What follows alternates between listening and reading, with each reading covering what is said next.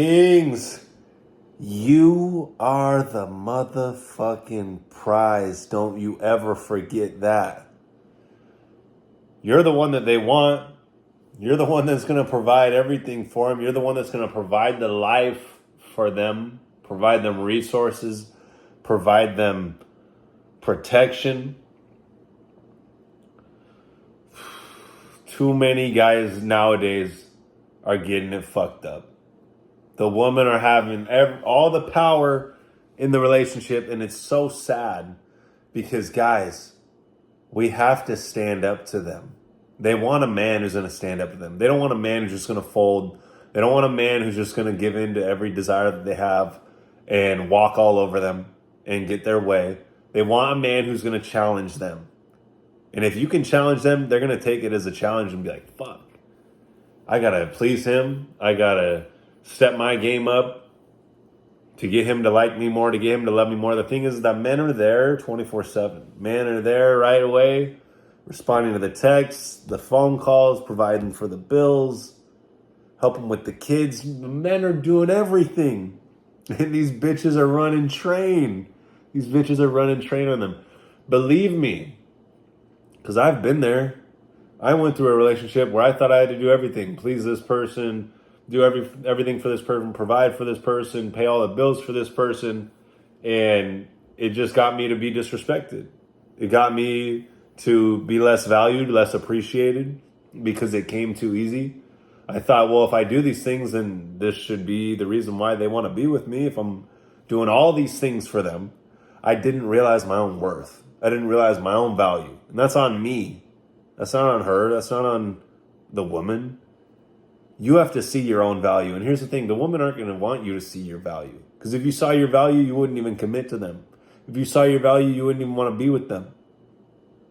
Maybe you would. But a lot of women like to do that in a relationship because they don't believe in their own value.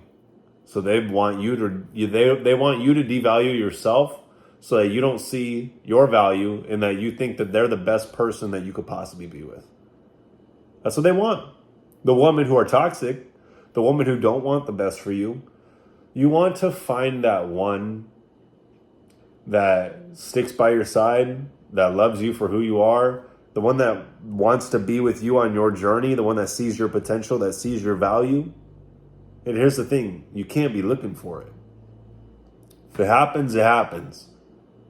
Like, focus on yourself, develop yourself, and it comes from doing the positive daily habits. And these are the things that I teach and I help people with. It's the wake-up time. Having that discipline in your life to say, I don't care what happened the night before, I don't care what I'm doing, I'm going to get up at this time so that I can make the most of the day. Wake up at this time, read and reflect, do a workout, a tough, strenuous workout, at least an hour. Count my macros, stay on point with the food so that I get the body that I want and I stay away from the junk food.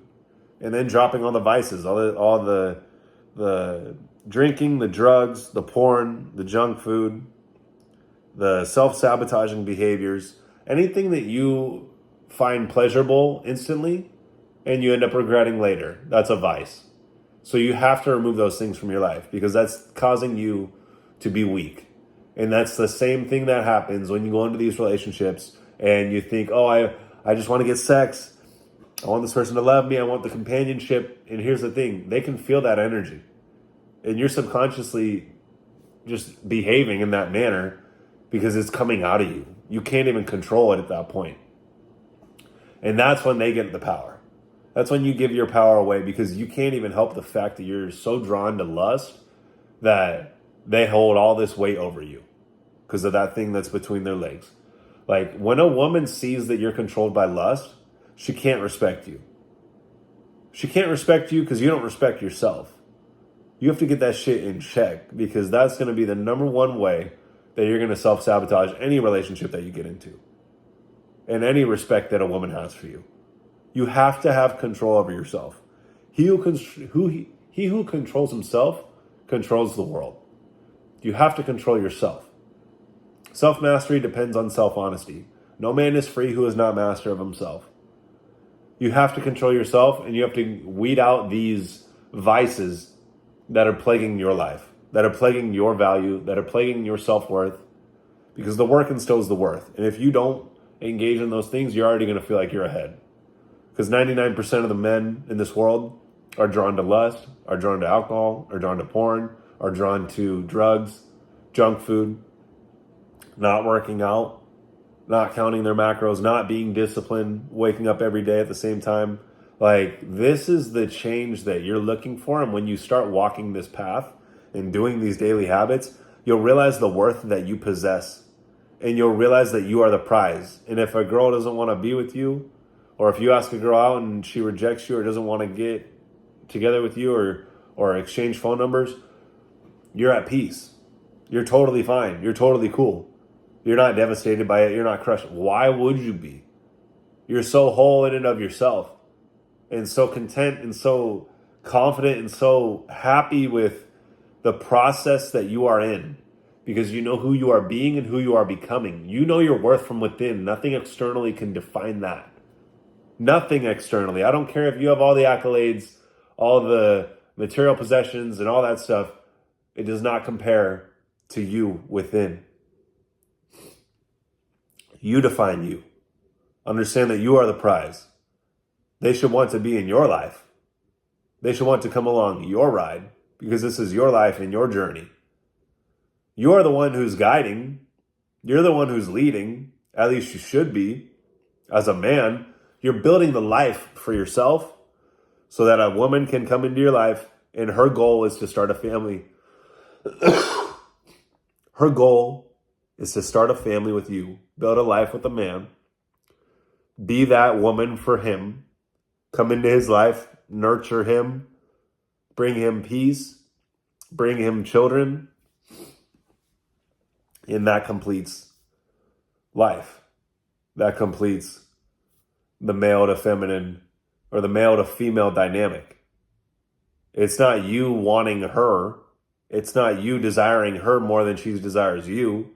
It's not you saying and begging and pleading, please, I really want to be with you. Will you love me? And I want to spend the rest of my life with you.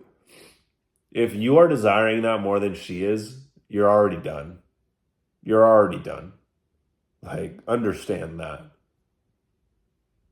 A man's nature is to have options and always be having options. He may not exercise those options, but he has options. A woman's nature is to find the one quality man that she wants to spend her life with. She's looking for that one man. A woman doesn't want to have excessive options and always be exercising those options, because a man's not going to respect a woman that's like that. So be patient. Put the work in on yourself. Understand that you're the prize. You're the king. This is your kingdom. And allow that person to walk into your life effortlessly.